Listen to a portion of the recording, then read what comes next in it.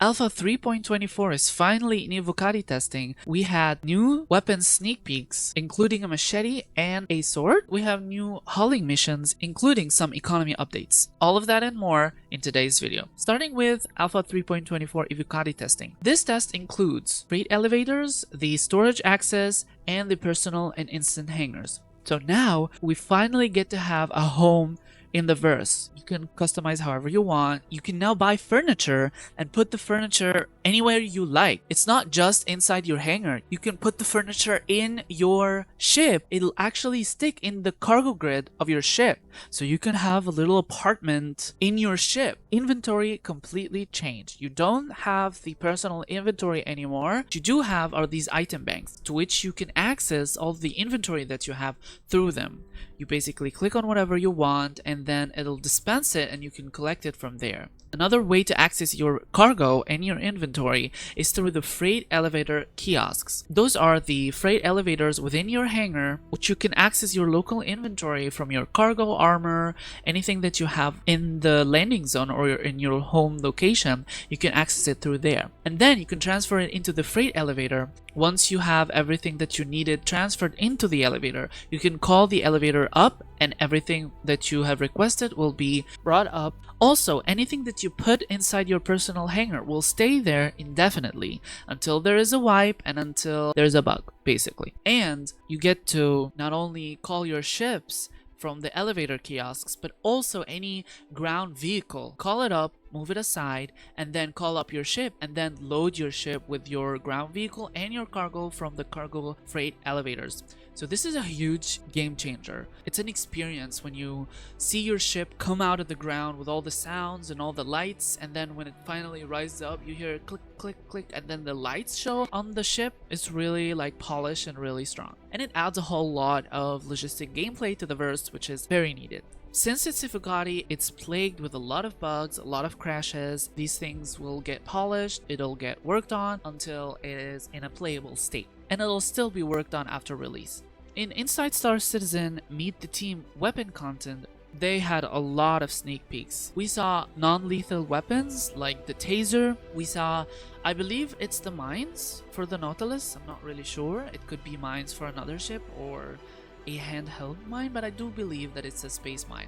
We saw a bunch of weapons. They all seem to be from Pyro due to how rugged and rusty it is. And I saw a machete. I got really excited when I saw the machete and what looks like a sword of some sort. We saw a lot of knives. We saw a lot of unique weapons that has the knife attachment in the front, which I'm not really sure if it's gonna be effective. Maybe the melee with the weapon is going to be higher since it has this knife in the front, but I'm not really sure. This is purely speculation, but it's just really cool to see. And also we saw the Volt weapons and we saw the crossbow, which was really cool. I love how they are adding really unique weapons to the verse and really adds variety. You can choose to play however you want. You could choose to kill only by melee. You can choose to kill via laser weapons, electricity guns, crossbows, snipers, rifles, you name it. And the next thing I wanted to talk about is the economy.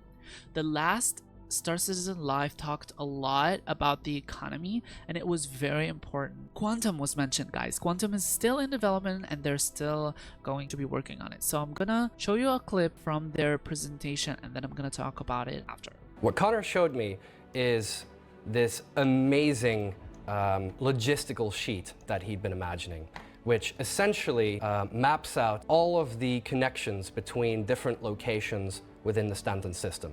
So as you can see, if a commodity would come in from the jump point and it would need to go somewhere, well then it gets connected to an LEO.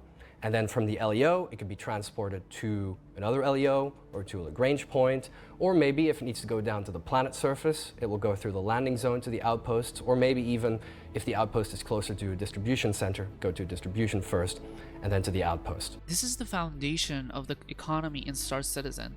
This is how it's mapped out. You can move cargo from an outpost to the station, from an outpost to the distribution center or to the landing zone, and then to the station, and then from the station either to the jump points, another system, or a Lagrange Lagrange point or another station or another outpost, basically. So right here, they're talking about how each planet and each moon has unique resources, and basically you get to collect these resources from their specific location, distribute them accordingly. And I basically mapped Connor's logistical rule set and structure onto those locations. So here you can see, for example, the planet Hurston, and I've connected up all of the different locations with their sort of structure. So in this case, a mining outpost would be connected to a distribution center, so all of the stuff that they mine is going through there. And then when that distribution center has collected stuff, it will connect up to the LEO of that planet, so in this case Everest Harbor. And from there, it goes to probably the closest or cheapest Lagrange point that has a refinery, where the ore is refined and it can be sent over to the different, other LEOs, depending on who needs it. Now, all of this are tied to mission. Every single one of these lines, every single route is a mission. And they're going to talk about how this mission and its reward are calculated in a little bit. So thinking about this, it made me think about piracy. So with this, some routes are going to be popular because they pay a lot and the supply or the demand is high, so there's going to be a lot of traffic in specific routes. However, some other routes will have less traffic and more piracy. Some routes will be known and popular, very valuable cargo runs through this area. So if I'm a pirate, I would think, okay, this area is a highly valuable route to take. Okay, and the ships here might take an escort, might not. There might be security, might not. So you need to take into consideration which routes to take. Okay, so here they're going to talk about something that's called EVR, which is basically an algorithm that calculates what rewards you're gonna get based on the grade of the mission, how much SCU you're gonna move, how difficult it is, and how long it takes. So I'm gonna let them talk about it and we'll talk after. So EVR is effort versus reward. EVR is a universal algorithm that allows us to balance the effort that anybody puts in for anything with the amount of reward that they should get for it. And the reward could be UEC, it could be reputation, it could be all manner of things coming soon TM. It basically allows us to create a baseline for calculating fair reward based on time and difficulty. This will take everything into consideration and then it'll calculate what your reward should be. Now keep in mind this is just an initial release, and I believe it's going to be a dynamic system where based on the supply and demand these values are going to change, not just based on time or difficulty alone. It'll have more factors, especially when we get to the dynamic economy, if we ever get there. We hit the magic calculate button. Again, just as a caveat, this is an illustrative tool. This is not the way that we work out EVR for all of the missions. That involves code and algorithms.